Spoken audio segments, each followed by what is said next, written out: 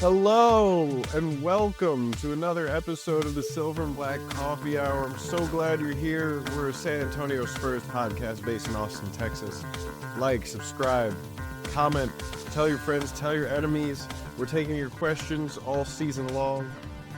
We're going to answer some on this episode today. My name is Tom Petrini. I'm here with my friends Aaron Blackaby. Aaron, how you doing? Man, I just had Barb's BQ in Lockhart. I'm doing great. Oh, yeah. Anytime you're in Lockhart for barbecue, that's a journey. It's a pilgrimage. It was We'll great.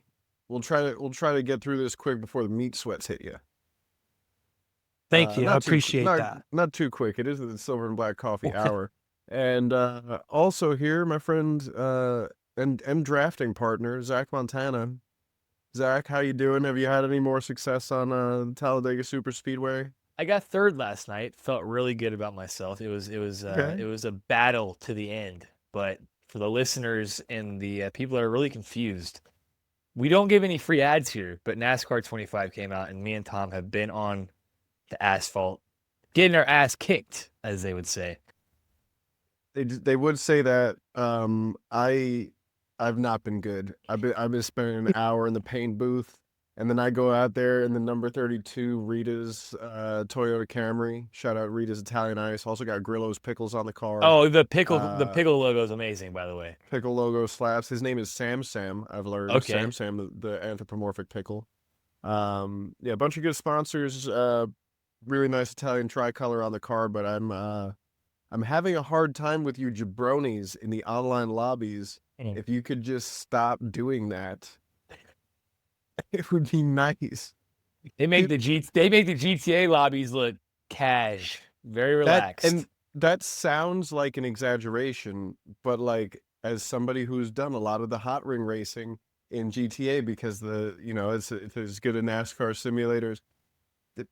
Those are more well mannered than some of these kids on the NASCAR game. It's I've been Well, locked in on the career mode, just working on that, but we'll fellas, figure it out. I'm gonna pivot here, but watch this segue here. Like where he's going with this.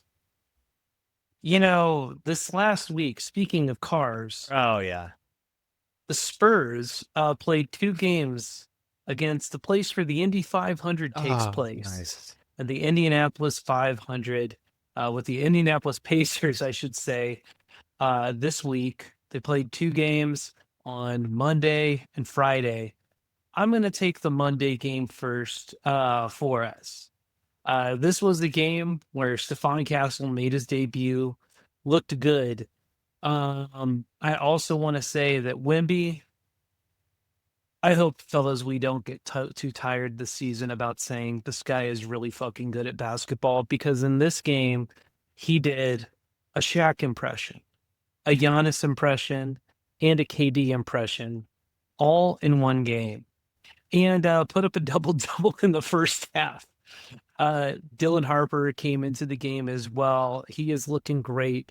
And this was reported ahead of time as like the Spurs dress rehearsal for the main rotation guys playing through three quarters. One of the things Sean Elliott brought up on the broadcast was specifically physicality in this, felt more like a regular season game. And Carter Bryant, our other rookie that we drafted this year, even though he's playing in cleanup minutes, he's playing in all the cleanup minutes. And Zach, you probably also saw him in the next Pacers game as well, getting in some more main rotation guys. The one thing, though, that I am still a little wary of is Wemby's turnovers. But nonetheless, last year we saw this a lot. The team lost the turnover battle. And this year, at least this game, we won it while even still shooting a lower 3-point percentage than the Pacers. But look at this team-wide 3-point percentage. We were at 40% and they were at 46. Um, from this game, an interesting stat. Shout out to Dan Weiss, new voice of the Spurs on the radio.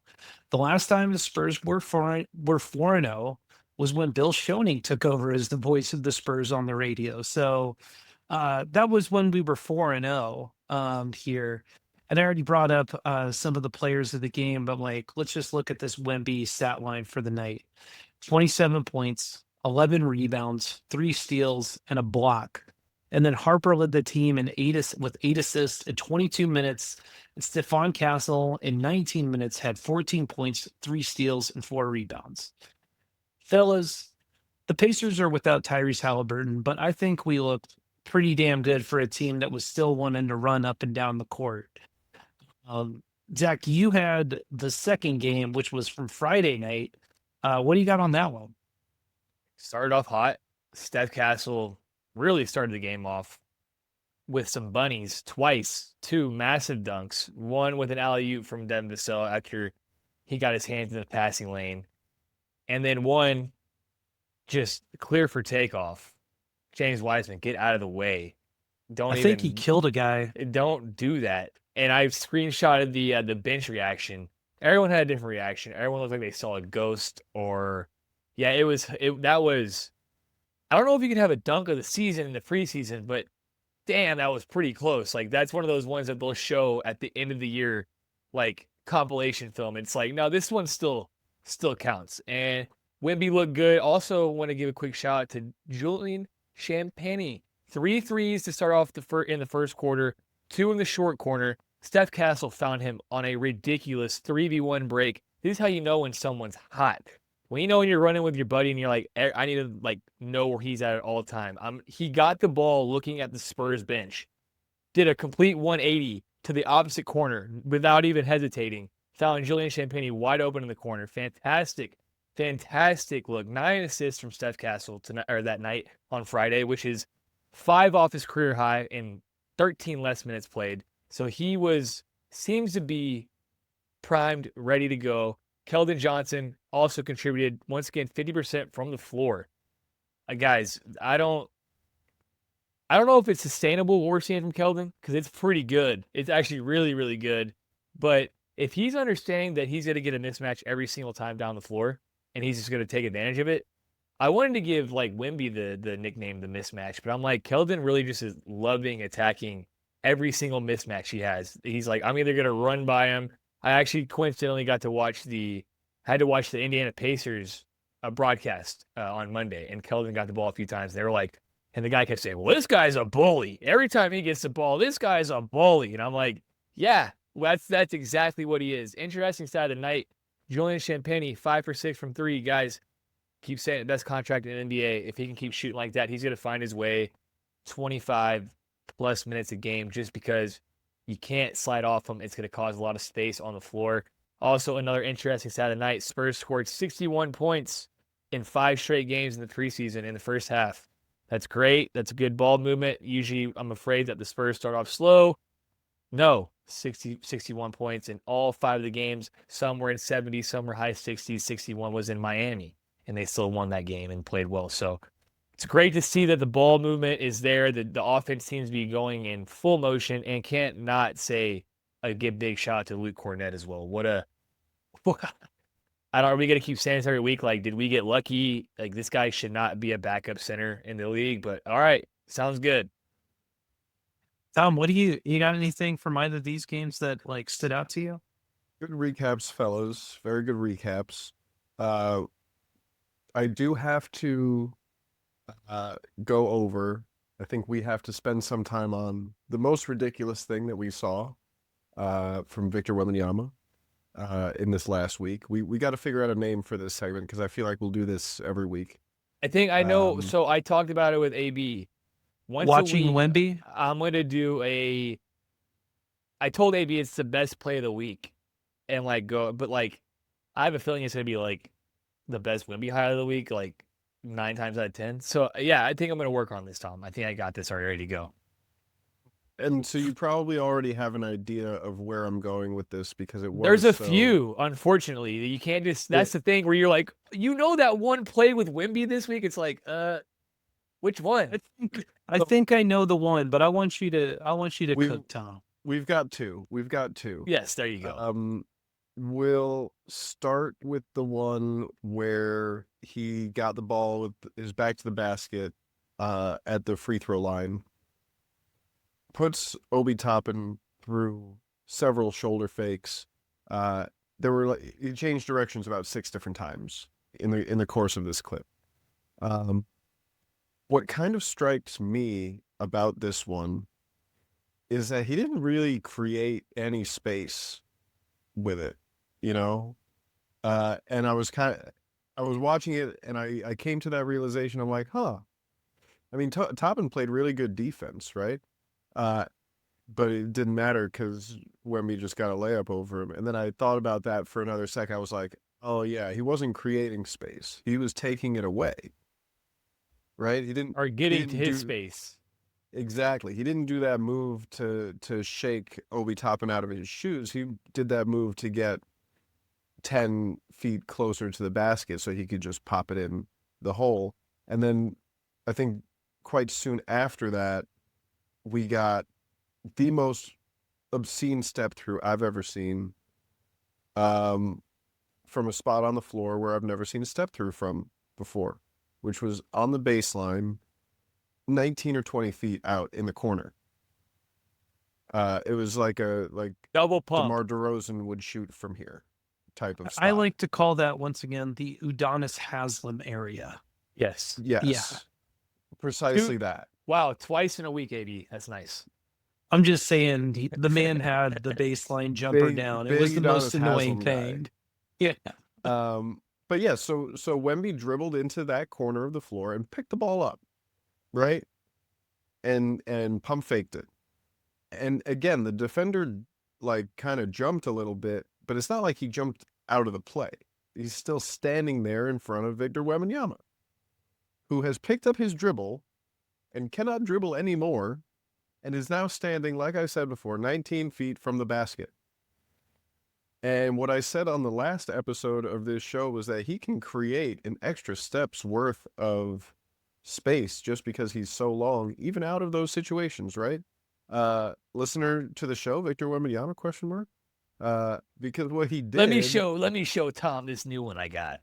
He stepped around the guy, put a cheeky little Bernie Sanders elbow into him. That's something I always think about is Bernie the Hooper, right?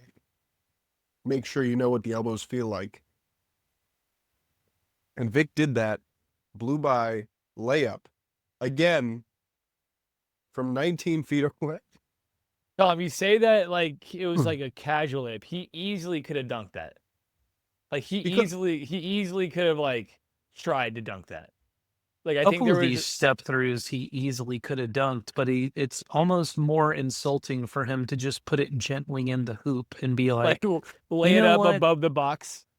Yeah, it's like that Derek White, block that Derek White tried to have on Wemby on his rookie season when Wemby jumped from the free throw line and was just kind of casually,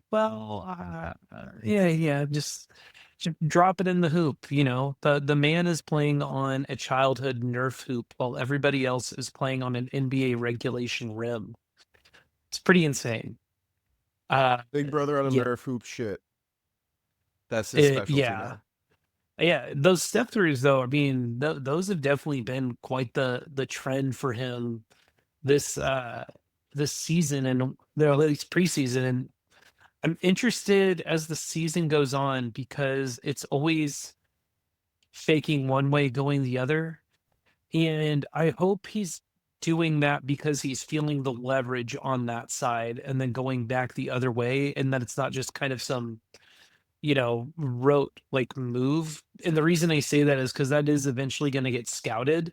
And if they're like, well, what's the point of him going to the left? Like anytime he goes that way, just start bodying him, to his right or whatever. So I'll be interested to see how that evolves. I mean, the dude has kind of always, fucked around essentially in the preseason to see some various things that he can do. So hopefully, though, we see more of these step throughs. Speaking of, I don't know. This is probably going to be a trend that carries on to the league, but Wemby had the most post-ups as a big in the NBA and during the preseason. So take that for what it's worth. I don't think, hold on, Zach, hold on. We got to give a moment of silence to everybody the last 2 years that's been like, Wemby, get your ass in the paint. So let's just give a quick moment of silence for all of those folks out there.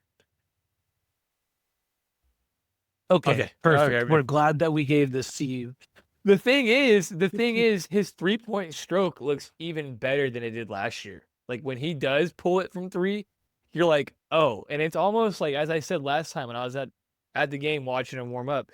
A lot of this pregame warm up stuff is in the paint now. He's literally only taking 3 threes from each spot, and like, all right, I'm good, I'm good. I'm like, so to sit there, I think he's like, what does he say? I think he might have mastered the 3-point, not mastered, but I think he's very comfortable with that. Like the other day, we saw him put a pump fake. Didn't a lot of it's like pump fake drive. He put a pump fake against Indiana, sat 3-point line, and just the stroke looks very, very good.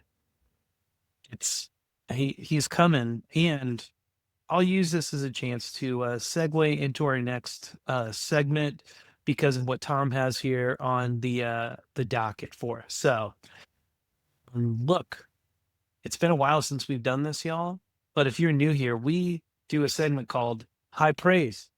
And in this segment, we look for sometimes the nuance, sometimes the development, sometimes the individual player, the team that we want to give specifically high praise to. And as we're already essentially doing this with one Victor Wembanyama, Tom Petrini, go off, King. You got some stats here that you wanted to rattle off to us. And this is a very boring high praise because it's very obvious, but spoiler alert for the remainder of this season of the Silver and Black Coffee Hour and probably a lot of others, we're going to talk about Victor Wembanyama. Really? Yes. Oh. Because that guy plays basketball really good.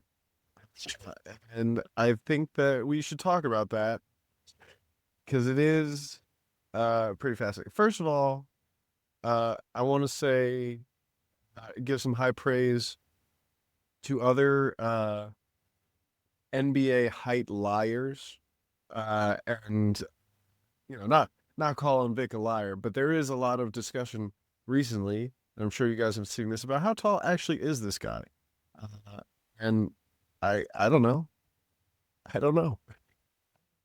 Look, I don't know, but being around him before, it's a little. He's incredibly tall. Also, Victor, if you are watching the show, I just want to be able to let you know that you have uh, the metric system to fall back on. You don't have to be on the American system. And so Confuse us with centimeters. as long as you want to keep doing this this discussion around how tall you are, just be like, oh, I've only been in America for like 3 years. I don't know y'all's system here. Or the metric, even better, he can be like, I'm 2.72 meters, and then Right. nobody knows what that means. Just confuse us with centimeters. Like they're just like, I'm 200 and something. I'm like, all right, 6 sounds But good. in the Dude. metric system, it's impossible to say what that means. We It's don't know all what the made hell up. you're talking Bro, about. say you're a kilometer. I'll be like, yeah, sure, like whatever. Like I don't Kilometer. want to do the math anyway. You know. Well, it wouldn't Like, make sense. That would add up.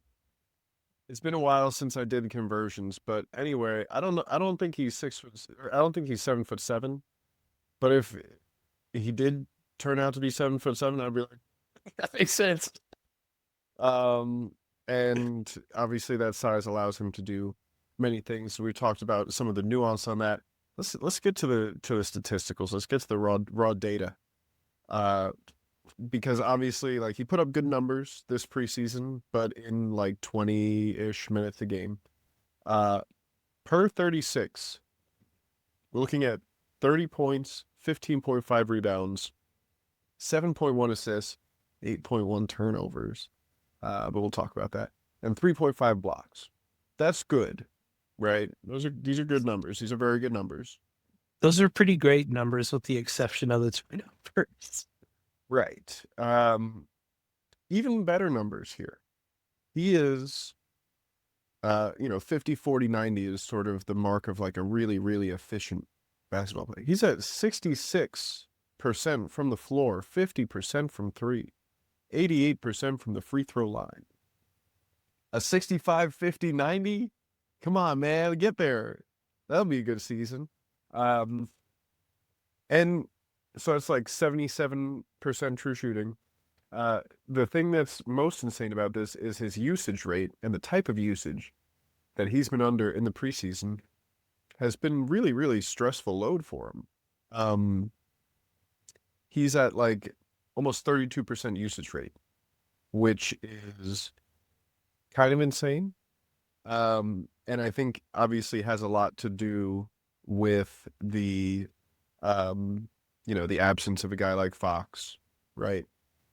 It's preseason, let's try some things sort of mindset.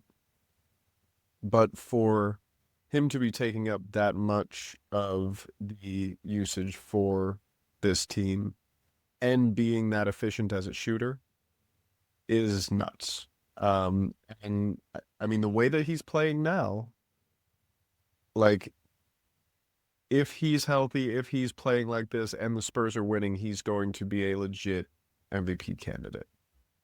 Absolutely. I mean, the other thing, we haven't seen him even play a full game yet, but he looks like he's given effort when he's on the floor. He looks like he has had really great conditioning. I'm not really seeing a lot of hands on the hips type stuff so far. And granted, he has all of this stuff. Of course, of course, of course, it's preseason. There is a certain, level to this. But look, you still got to make your shots. You still got to do those things. And once again, I do think that second to last Indiana game was pretty physical. The last preseason game, kind of, but I didn't feel that it was fully in that level. But for my preseason high praise, I'm going to give it up to Julian Champagnie. The dude shot in all of preseason 19 of 30 from the field. That is 58% on 6 attempts per game. I'm not going to get into his contract and how good of a value it is. All I want to say is, Julian Champagnie, I hope you go get paid, regardless of who is doing it, because man, you have turned yourself into one of the best 3-and-D guys I think that'll be out there this season. I'm also just been so excited to see his development from 3 years ago, where he went into, summer league again, and he was the go-to guy. He was scoring at the rim. He was scoring off threes. He was the initiator for the offense.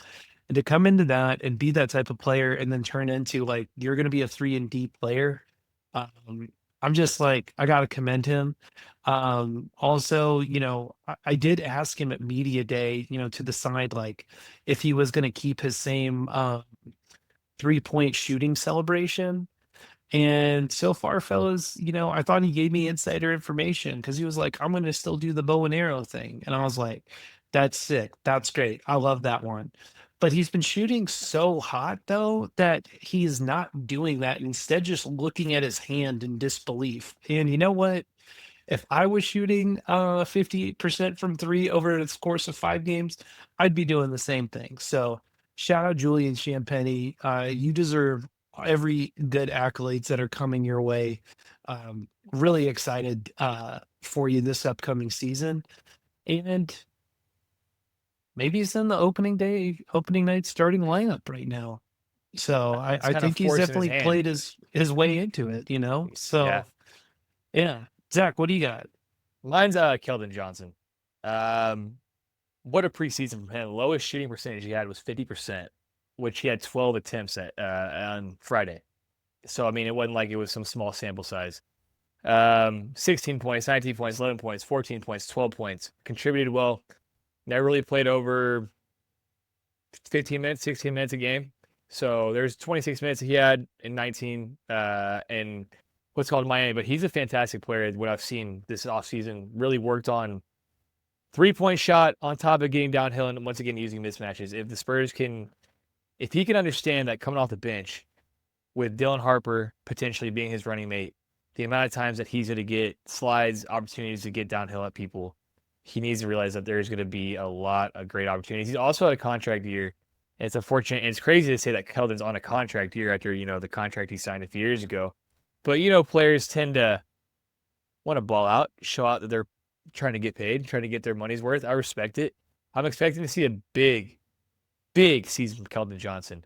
We were laughing the other day, AB, about his sleeves being ripped off. Looks like, he's in the locker room, just pulling the sleeves off himself, or with they're so jagged, Just the chewing edges. on it in the Yeah, back. you remember those scissors back in the day, with designs on them. You would cut and they would have different. Yeah. It's it almost looks like that's what's I on. bet he loved those.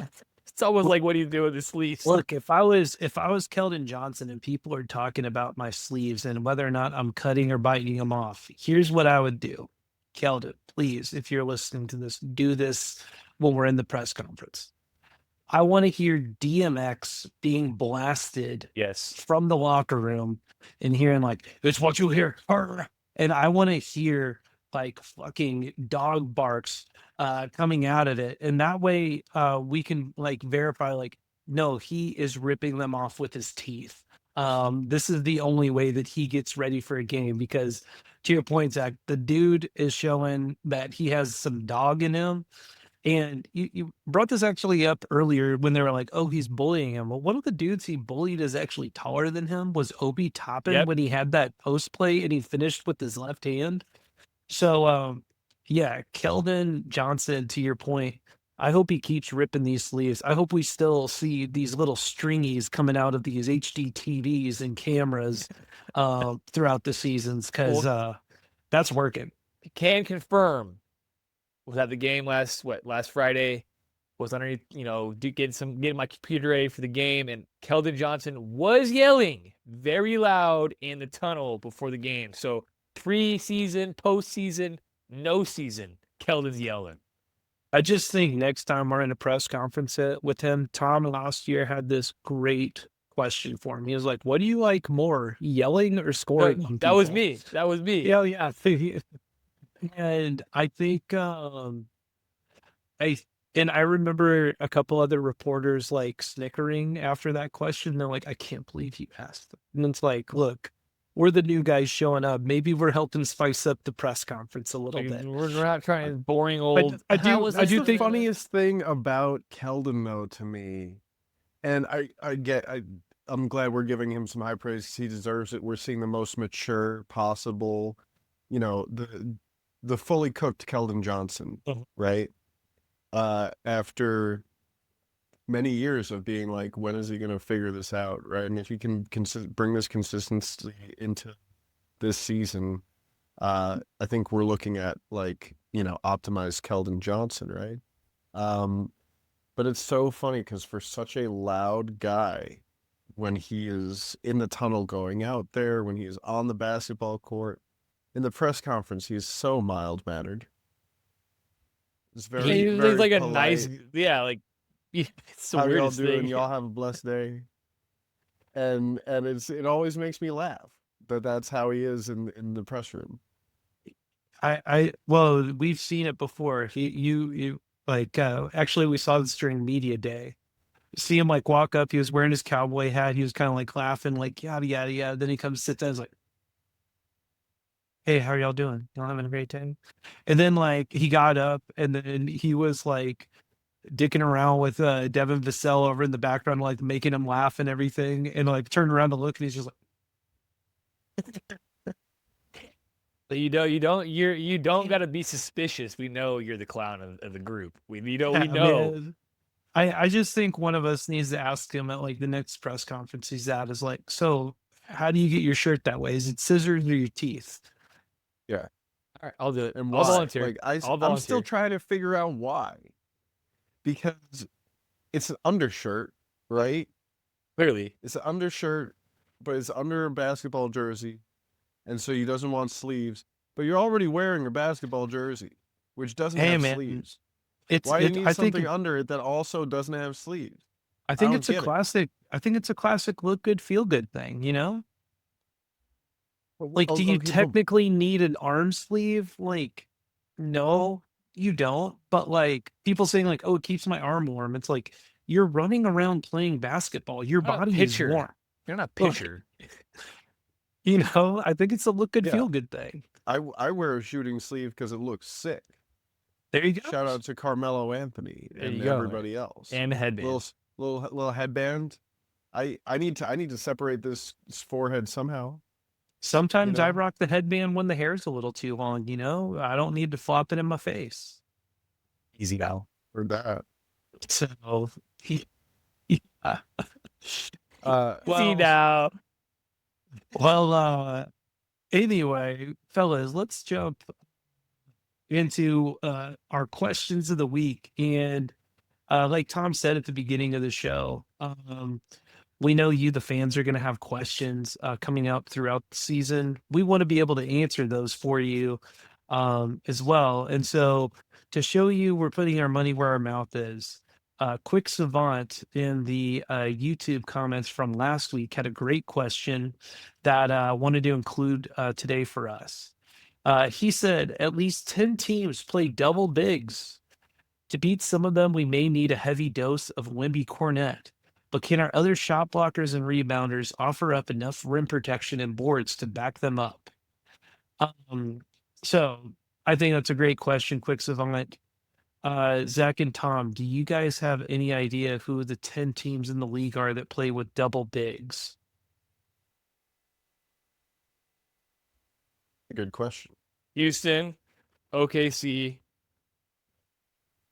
the Knicks at certain points, Mavericks. the Mavs, Mavericks. Any team Anthony Uh, Davis is on, the Bucks did at one point. Or are we considering Well, Brook Brooke Lopez is no longer on the Bucks. So He is now on. the Clippers. He's on the Clippers. So I guess you could say that they'll probably run out some Zubac and Brooke Lopez. So there's Who 5. else?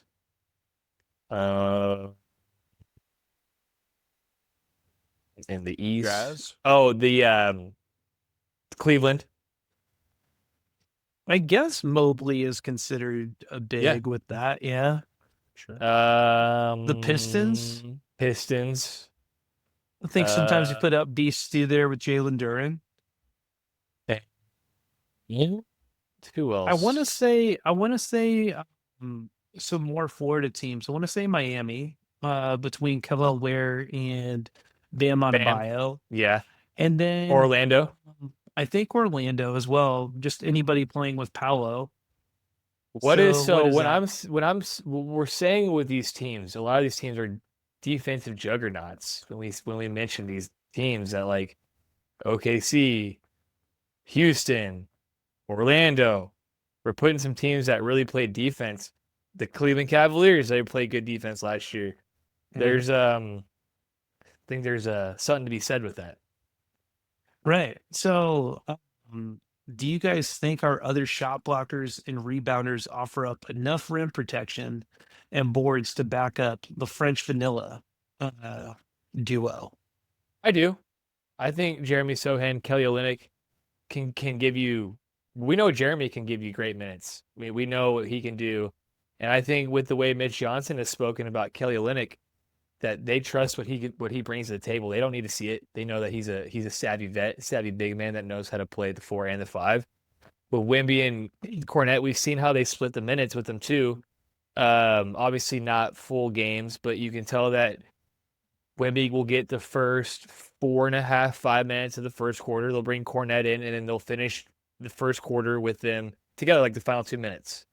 And then it kind of just depends on how that's working. But I like that. I think that's enough. Obviously, we don't know, they're going to the wear and tear and whatnot, and there will be different schemes. But that we talked about it earlier in the season with Cornette, or earlier in the offseason when they signed Cornette, that these two guys running together is going to be a mismatch.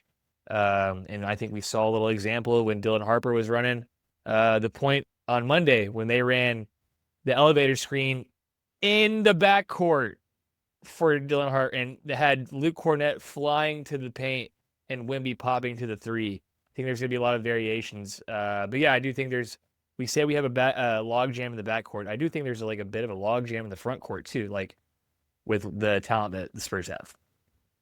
Yeah, what do you think, Tom? I think the thing with Luke Cornette is that he is going to be so good with Wemby and without Wemby, but he's going to be among the better players for this team. And a lot of times they're going to need what he does, right? So we're going to see a good amount of overlap between him and Wemby because he demands to be on the court as well. And that's going to work. And as far as when, I don't know if there's going to be times when neither of them are on the floor. I feel like they're going to be pretty fastidious about making sure that at least one of them is on the floor at all times, right? But, in their absence, I like what Kelly Olynyk does on the offensive end of the floor. He's never been like a lockdown defender, right? But that's a good mix in with Jeremy Sohan, Bismack Biyombo back. So, yeah, I think that the potency of Wemby and Cornette together, plus the ability to stagger them both over the course of 48 minutes, plus Olynyk and Sohan filling in the gaps. I think the Spurs are set up pretty well. What about you, Aaron? Yeah, I guess I originally read this question more about like the perimeter defenders rather than the other post defenders that we have. So thinking about, you know, the like, yeah, Jeremy Sohan out on the perimeter. I am not so sold on Kelly Olynyk as a um even good defender, but he is a long body, and sometimes just the geography of the court is helpful with that. Bismack Biyombo, he will go in there and give effort, when he does. To your point, Tom, I really doubt there's going to be many times that the team is without one of Wemby or Cornette on the floor. I can only imagine the only reason that happens is two things. One, they're both somehow in foul trouble. And two, this will just truly be like on Mitch Johnson if he's like, I want to make a point. We're going like really small with Jeremy at the 5. And we are going to just get out and run our asses off. And that'll look something like Jeremy at the 5, Fox, Castle, Champagny, and Harper. I mean, just truly like NASCAR kind of package, essentially, for I the was team. just Of gonna just, say that, man. yeah, I'm just like, Sh- like, Shout out to the okay, we just, 2011 Giants also.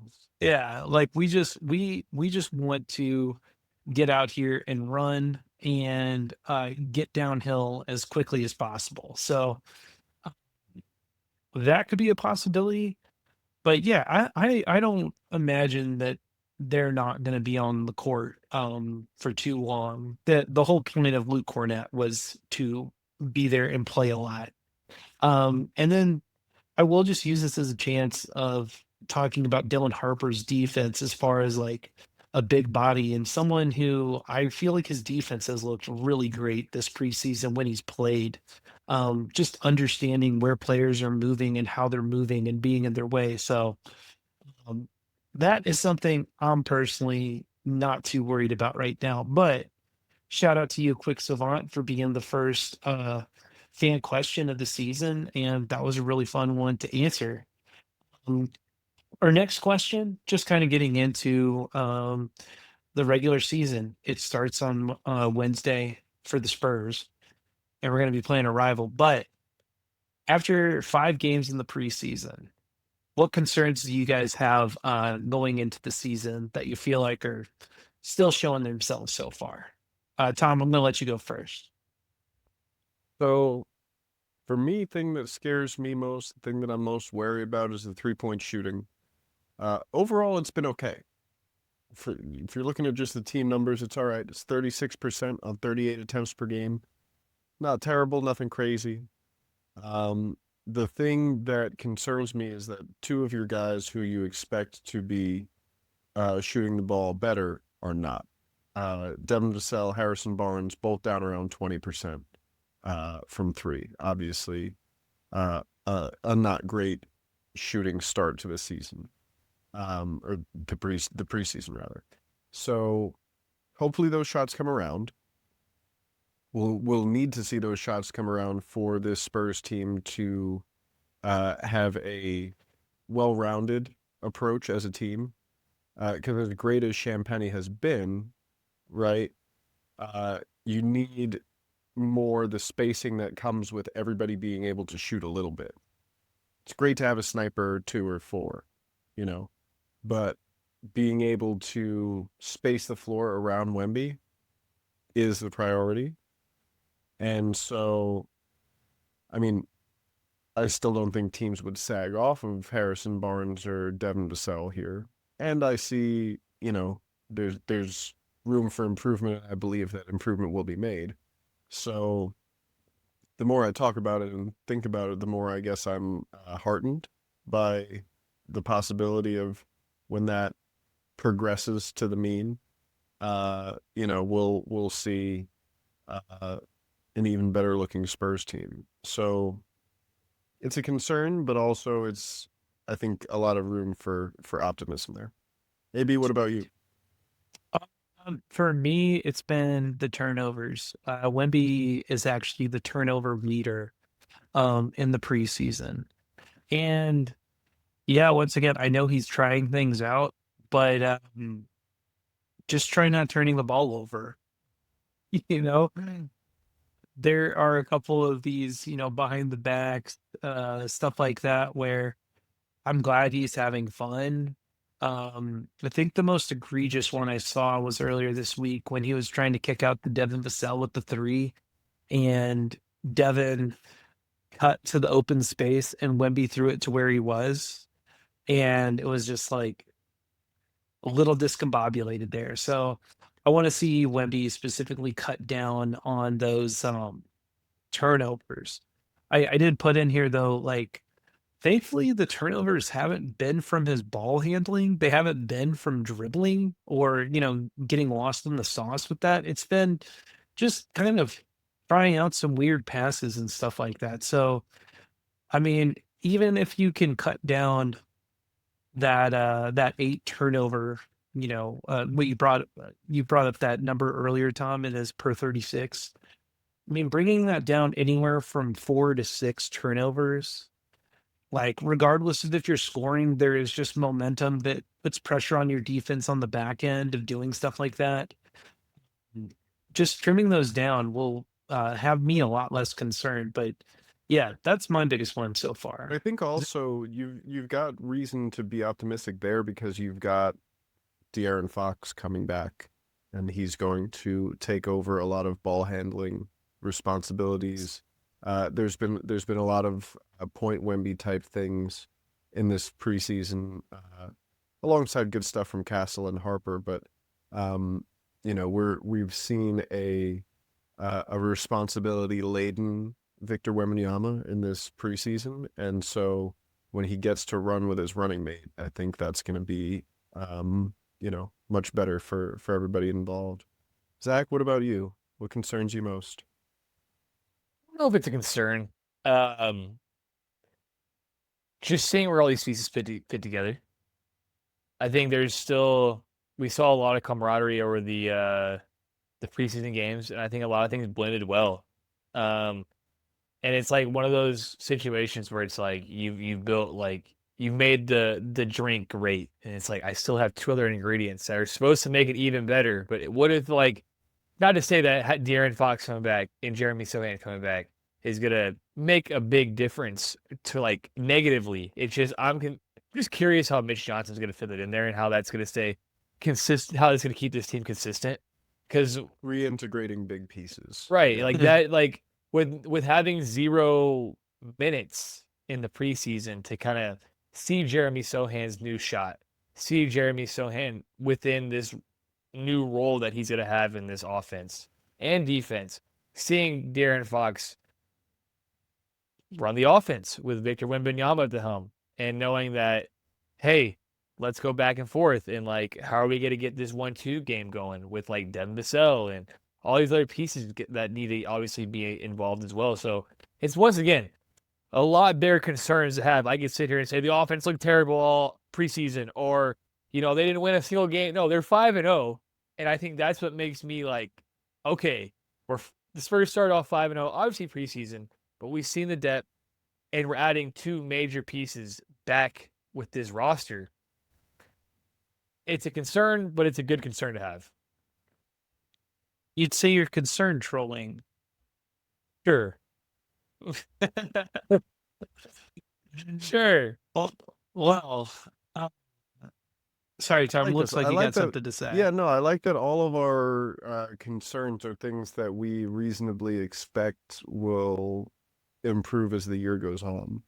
So that's nice. Yeah.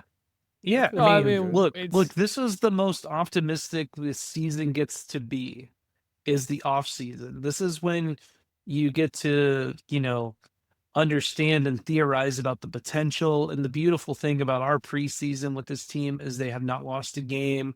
They have played really well. The backups have played really well. The backups to the backups have played really well. Like there has been a lot of cohesion. Like there is a lot to truly be excited about with this team. I think we ended the preseason just in top five for both offense and defense. Let me pull that up here real quick. Between all For the season, teams, everybody's undefeated, right? Now we can say the same for the Spurs after the preseason, which is pretty neat. So let's see, this obviously preseason. it means nothing, but it also kind of means something. Okay, so I misspoke here. This preseason, we were third among all the teams in points per game at 124.4. And our opponents, we were seventh in defense, so giving up 107.4. So good. the keys to success truly in this league, and we'll obviously keep an eye on it throughout the season.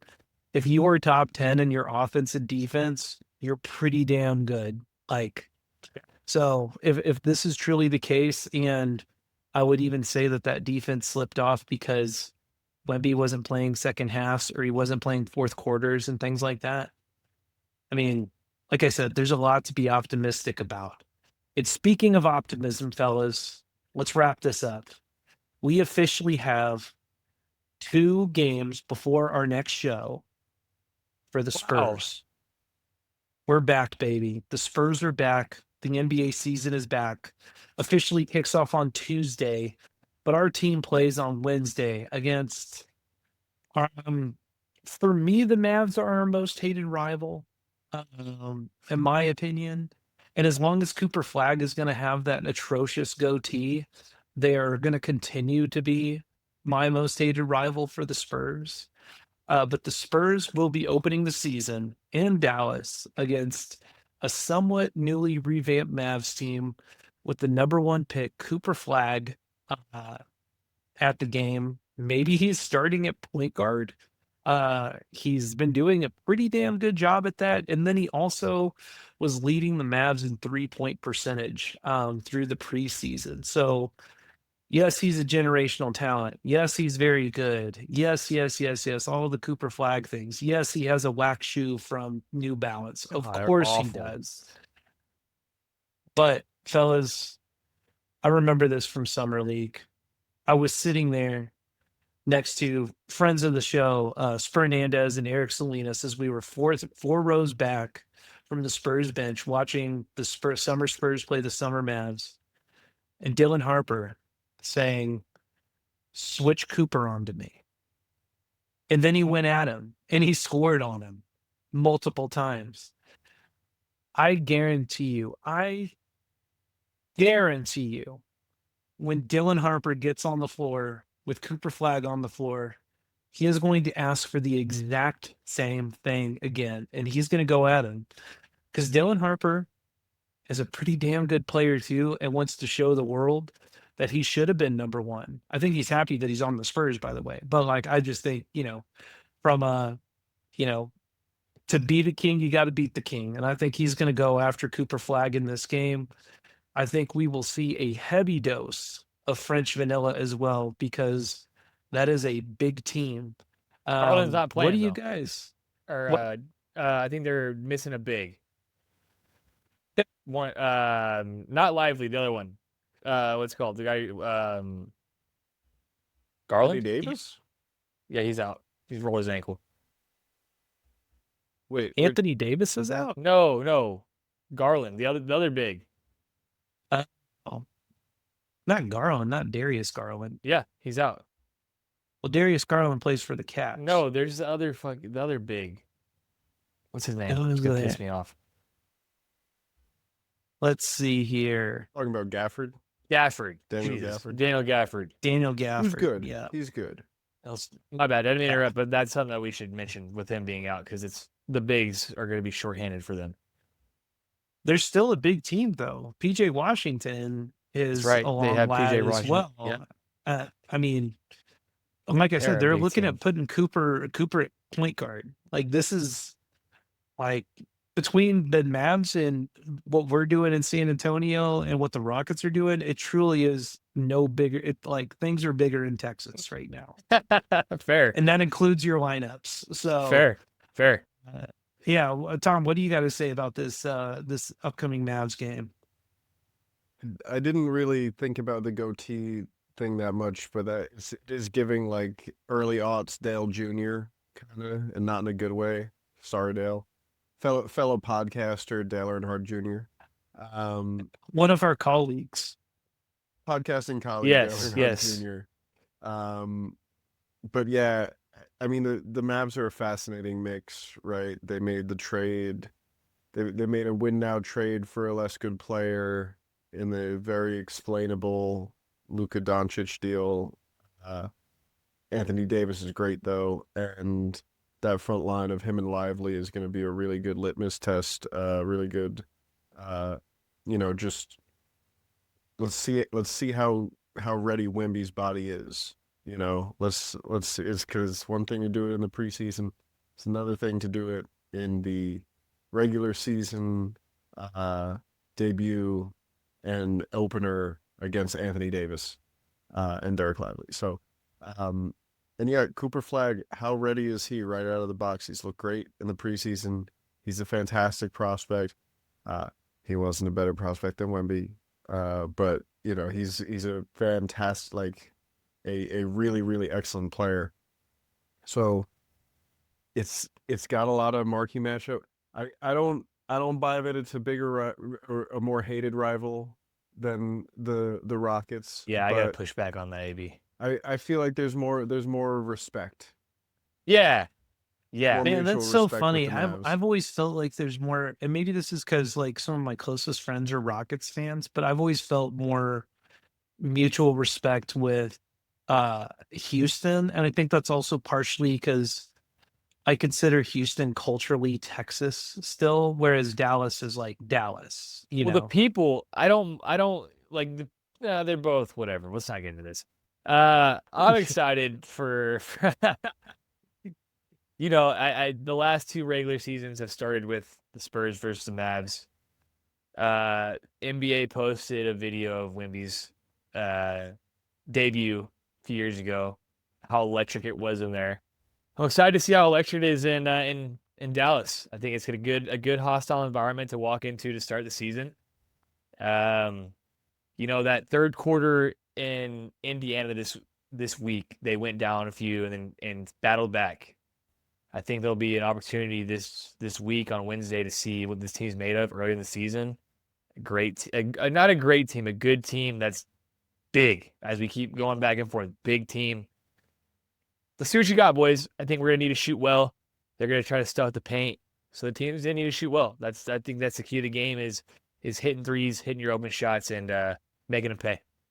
Well, Wemby gets up for Anthony Davis every time. So I think Wemby's going to get up for Anthony Davis. I think he's going to want to send a message to Cooper Flag. I hope to see that this game is truly a message to the league, regardless of De'Aaron Fox being in the lineup, of like, we're here, we're ready for this moment, so look for that. And then we'll play on Friday again against a team that is not quite as tall, but has a skinnier Zion and the New Orleans Pelicans, which, man, I mean, I don't really know what to think of this team. Like they're a team that has a bunch of pieces that would probably be great on other teams. And I also include Zion in that category. they're not particularly tall. Last year they had Yves Missi as kind of their rookie at the time, being like a pretty solid big. Um, Everybody has been thinking about Herb Jones. Does anybody actually watch Herb Jones play because he's on the Pelicans? I'm not actually sure, but his numbers show that he's a really good player. So yeah, we're gonna have Skinny Zion in the Smoothie King Center in New Orleans before they come to back to San Antonio. So, what are you guys looking for in the Pelicans matchup? That game in New Orleans, they always seem to struggle. Not struggle, but that for some reason New Orleans and Spurs just had great games last year. They had some good matchups. Um, this is one of those games. I'm glad it's early in the season.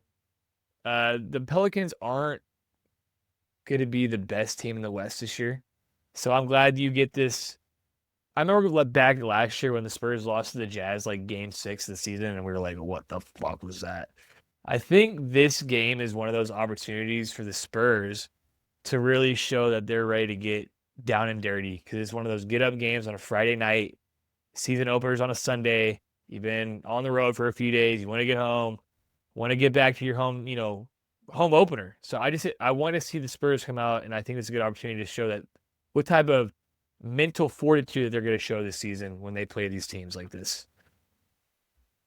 What you got, Tom? Trey Murphy the third. I mean, like, another guy who like would probably be enticing if they decide to blow it all the way up. Pelicans sort of, to me, like the Ingram trade was sort of reminiscent of like the Derek White thing for the Spurs, where it was like, we kind of know where this is going, but they didn't blow it all the way up yet. And so, yeah, the Zion thing, Zion is easily one of the more interesting players to me coming into this season, because of where he is with his body. He seems to look really great, springy, bouncy, Zion that we all fell in love with. And yeah, anytime you've got like a pair of, best prospects since LeBron's, people who have held that title going at it, I want to see that, and I think it's fair to say that both of those guys wore that hat. Obviously for Zion, the things haven't worked out as well as I'm sure he would have hoped, but it seems like the reasons that those things haven't worked out, at least at the start of this season, he's in much better shape for. So, it's going to be a fascinating game. It's going to be one where, like, the Spurs are going to have a lot of tougher games, and it's something that, they struggled with a little bit last year, and certainly in years prior, was, putting your foot down, winning the one that you're expected to win, winning the one that is, less gnarly on paper, and finishing those out. Because you start dropping those, there's not a lot of easy games on the schedule. This is not an easy game, but it's definitely not one of the hardest ones.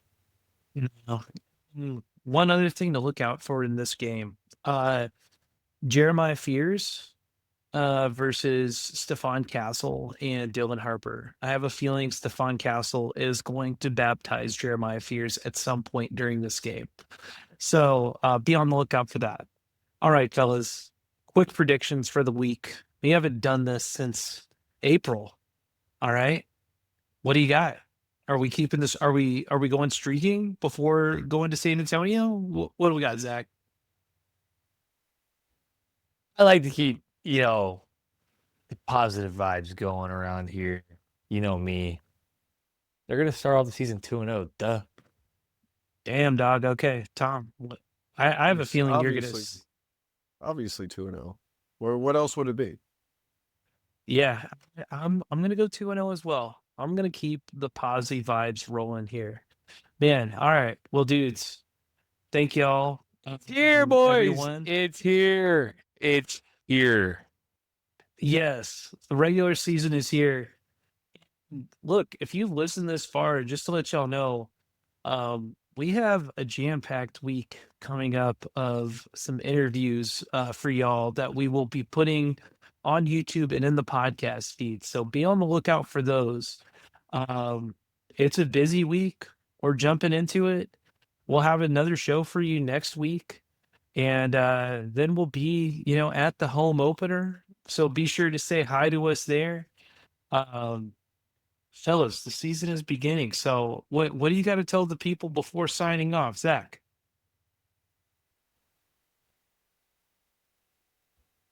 I'm over Project Marvel. Perfect. All right, Tom, what do you got? If you see me out there in the number 32 Rita's Italianized Toyota Camry, a Talladega or Daytona, or any one of the various internet speedways, be nice. Don't be a jerk. I'm a busy guy. I'm It's on his stressed out. I'm mind trying all- to de-stress all in the night. games, and you're walling me off of 4 because I got a clean run on the outside. Don't do that. Hey, and much like NASCAR, we bring this back full circle. So, look, this has been your friendly neighborhood Spurs podcast, the Silver and Black Coffee Hour. Thank y'all for listening. Tell your friends and enemies. Be good to each other. And we'll see you out there on the streets. Go Spurs Go. Peace.